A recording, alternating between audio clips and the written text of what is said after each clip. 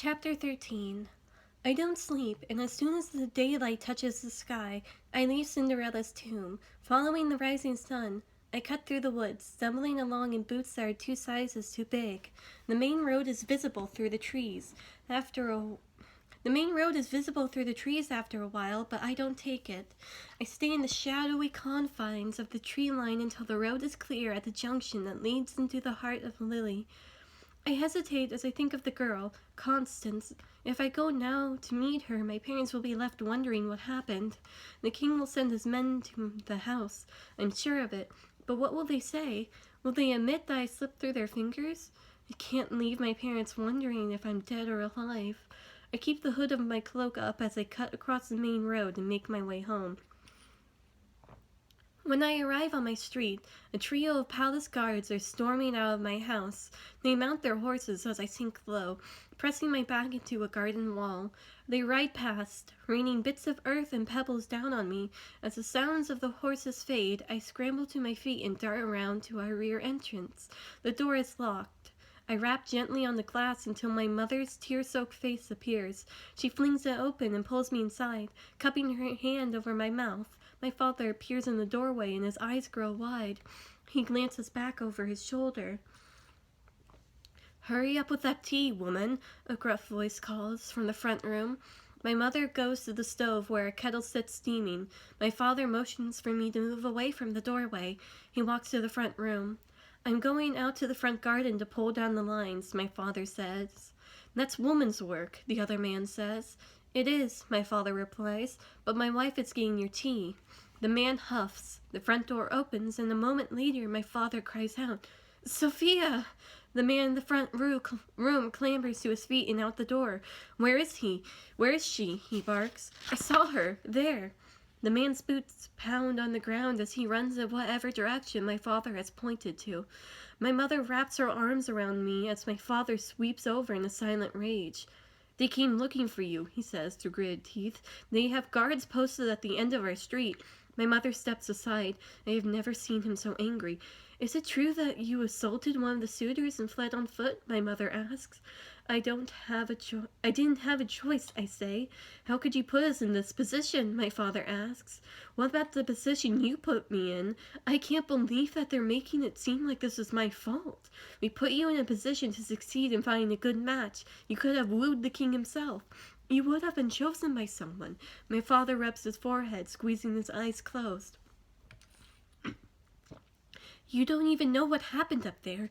It was worse than anything I could have imagined. Some of those men were older than Grandpa, and some of them were looking for 2 girls at a time."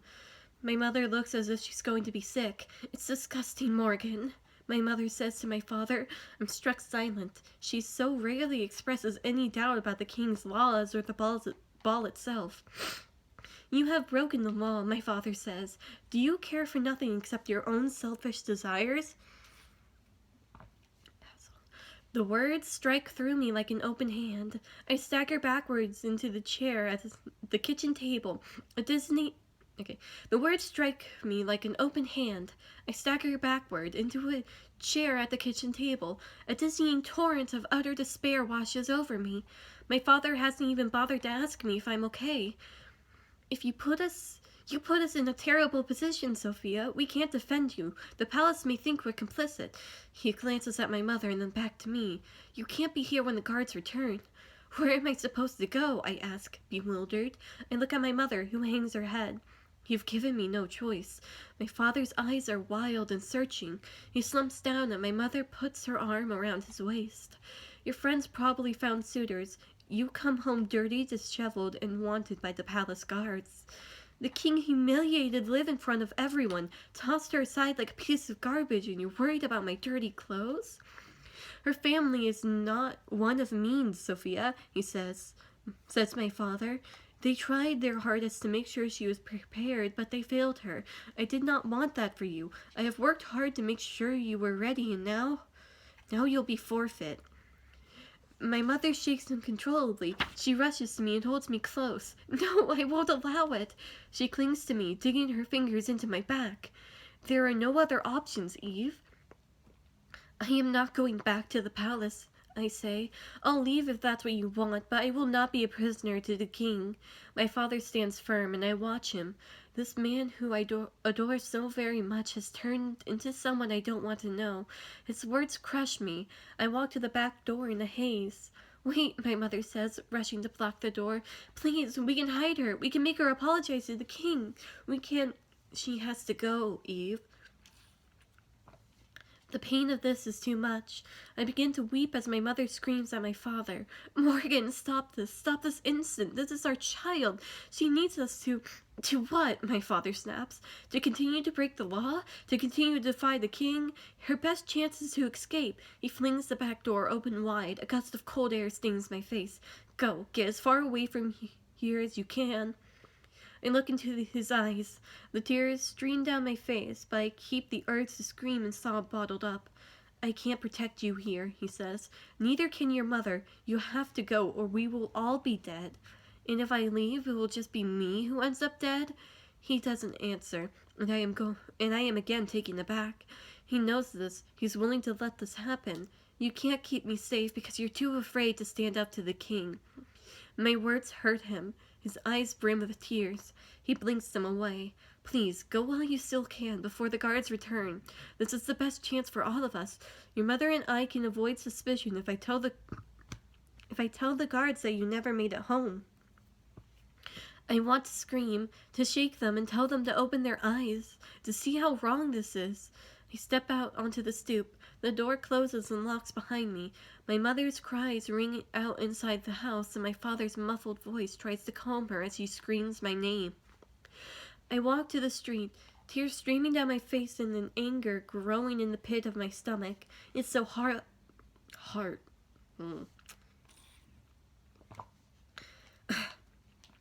So hot, it courses through me like a raging fire. I stay close to the buildings to avoid the patrols and lamplighters. Behind closed doors, I imagine some girls are feeling the keen sting of rejection, while others celebrate their matches, none of them knowing what their future will bring. Even as my head swims with my father's words, I can only think of my friends. Liv and I will be outcasts, and while I don't know what has become of Luke, whatever happened is my fault.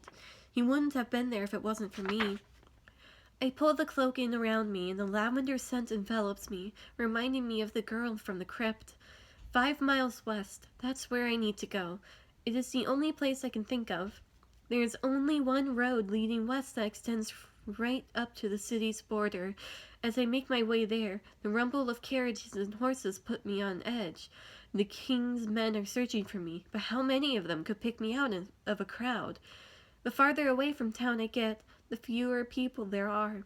After a while, I am alone, and all I can think of are my parents, of Aaron, of what has happened. On the road behind me, there is a chatter of men's voices, and I quickly take cover in a small grove of trees just off the road. Pressing myself against a tree and trying not to breathe, their voices carry as I stop at the edge of a steep embankment across from me. Are we sure she was at the ball? One of them asks. Her parents said she was, but she's too old, says another. Look at her hair. It's white as a sheet. I peer around the tree. Guards. They are all looking down the embankment. She's 17, that's what her mother said. Described her clothing and everything. It's a shame, sending her to the ball dressed like that. One of them nods. Well, we'll need a cart, and one of us should go back to the house to make sure her father doesn't come down here. They all turn and ride back up the road. I stand still until they are out of sight, and I can no longer hear their witless banter. My heart crashes wildly in my chest as I walk towards the embankment.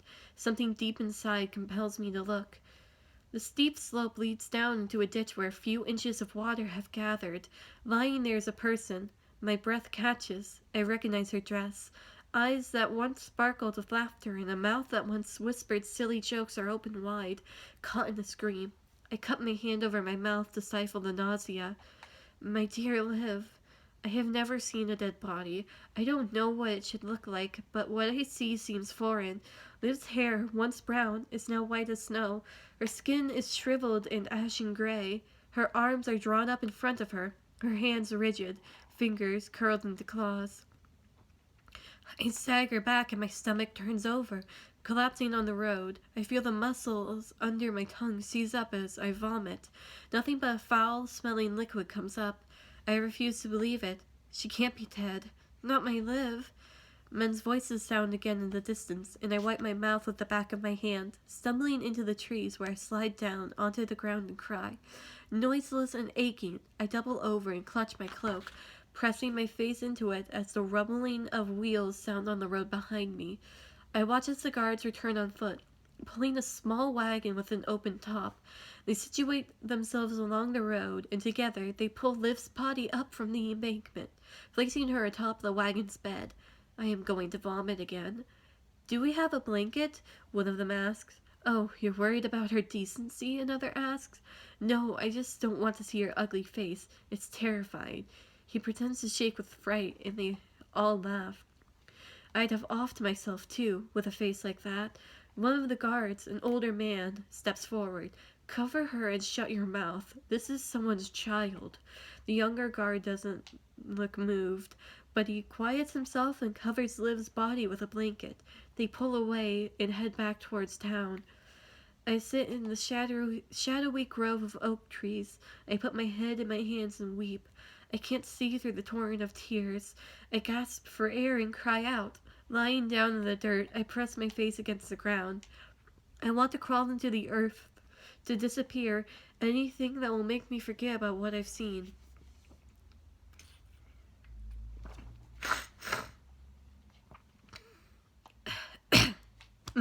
Sorry. The sharp refraction of the sun through the branches above me stings my blinking eyes. I'd fallen asleep as a vision of Liv tumbled through my head. The cold wetness of the ground soaked into my clothes, chilling me to the bone. The tears rise again, and I angrily push them away. My body aches as a heaviness settles in my chest. I stumble out of the trees, my legs like lead, working against me. The sun is low in the sky, and darkness is descending. I'm not even halfway to the place where Constance said I should meet her. I hope she will still be there. I hope it's not too late to find her, now that there is nowhere else I can go.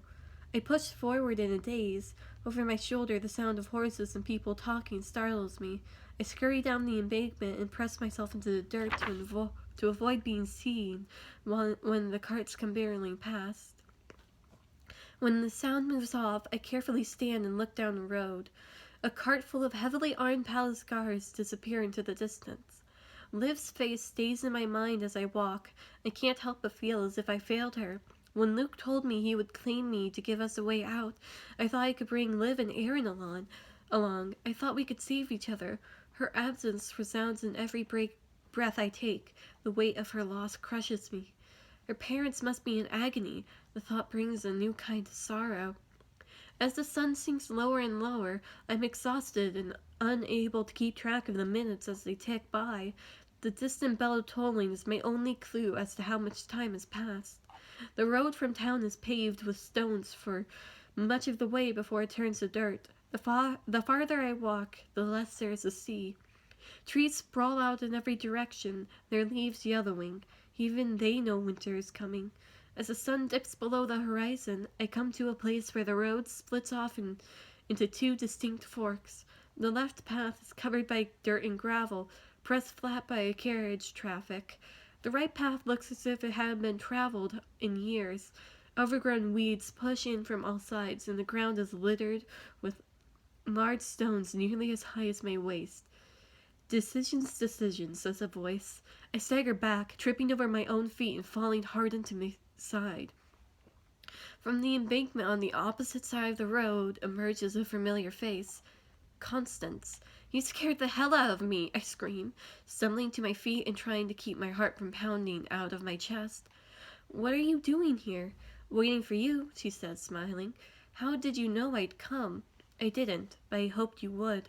Her red hair, which she wears on a long braid down her back, looks like twisted flames in the orange haze of the setting sun. Walking closer, I see a constellation of freckles across the bridge of her nose and the planes of her cheeks that I hadn't noticed before. Her smile quickly fades as she looks me over. Are you all right? I fumble with my words while recounting the horror of that morning's events. I can barely bring myself to speak Liv's name aloud. Constance sighs and her shoulders slump down. I'm so sorry. I truly am. She walked over to me and slips her arm around my waist, propping me up as my legs threatened to give way. The way she looked, I say, wiping away the tears. Something was wrong. Constance's body stiffens. The way she looked? I struggled to find the words to describe what I saw. Her hair was white, like snow, where it had been brown before. All her color drained away, and her skin was wrinkled and gray. Come with me, she says. I look around. The road is empty. No houses, no buildings. The watchtowers loom in the distance, and beyond them, the great expanse of forest known as the White Woods. Come with you where? Are you always so suspicious, he asks. Are you always so vague and mysterious? I ask in return. I try to be, she says, smiling gently. I allow her to lead me toward the head of the path that is completely overrun. We make our way through the trees and underbrush before we come to a towering, wrought iron gate. Its 10-foot bars are festooned with vines and... I'm not attempting that word. Whose incandescent pink blooms are shriveled and falling to pieces in the late autumn air. Wow. No, now it's summer, definitely. Whatever. We go through the gate and up a long twisting drive lined with ancient overgrown oak trees, each of their branches draped with curtains of moss, their knotty trunks as wide across as the broad side of a carriage. The setting sun illuminates the hazy outlines of the velvety red and orange petals of the poppies that grow wild and abundant, their black seedy centers dotting the landscapes like a million pinpricks. Shouldn't they be dead by now? I ask, looking out of the flowers that cover the otherwise brown and dying landscape. Constance gazes at the poppies. I hadn't really thought of that, but I think you're right. We round a bend, and a large house comes into view. One wing has collapsed, and vines have overtaken almost all the rest of the visible sides. Boarded windows line the lower floor, while the ones above are open to the elements. The paint, which might have been white at one point, is cracked and peeled, and the front door is half off its hinges. Do you know what this place is? Constance asked. Should I? I glance up at the house. We are miles from town, and unlike the eastern border, which is the most fortified, because beyond it are the forbidden lands, the far western side of Lily is largely abandoned. It's not butting up against the great...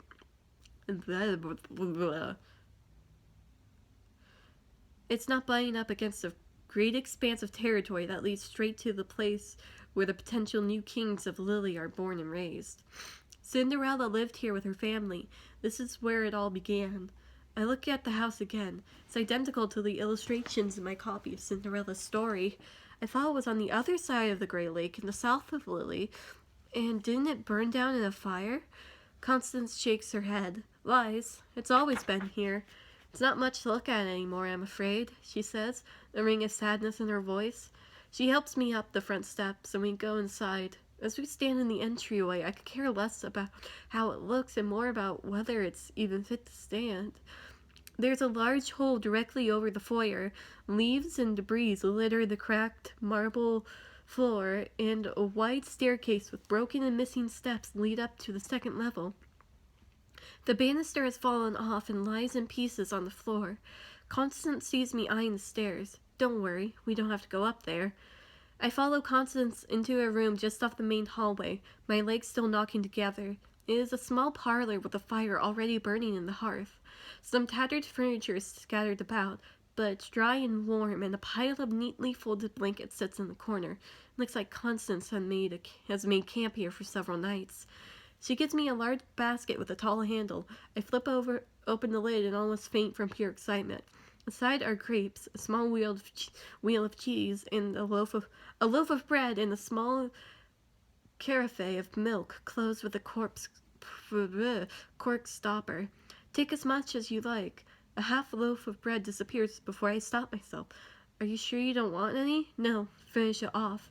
She doesn't have to tell me twice. I keep eating, and the heaviness that comes with a full stomach settles over me. I can't thank you enough. It's no trouble, Constance says. She grins and I am taken with her all over again, but guilt rushes in and chases those feelings away. I don't have a plan when I left the palace. I didn't have a plan when I left the palace. Palace. I just ran. Sadness crashes over me again. I don't really know what I'm doing here. You're here with me, she says. And who are you exactly? I ask. I know your name, but are you from Lily? What were you doing in Cinderella's tomb? She pushes her hair behind her shoulder and clears her throat. She speaks in a way that reminds me of someone reading a story out loud. The sisters were no better than their mother, she says. Common and uniquely cruel, they taunted Cinderella without end. The oldest stepsister, Gabrielle, had hair like the fiery flames of hell and a face only the devil could love. I hold my hand up. I know the story, and I don't mean to be rude, but I don't want to hear it again. Look where it's led me. Yes, Constance says. Look where it has led you. Light from the fire flickers across her features, and the hair on the back of my neck stands on end. Constance pushes out her chin and angles her head to the side. I've always taken umbrage with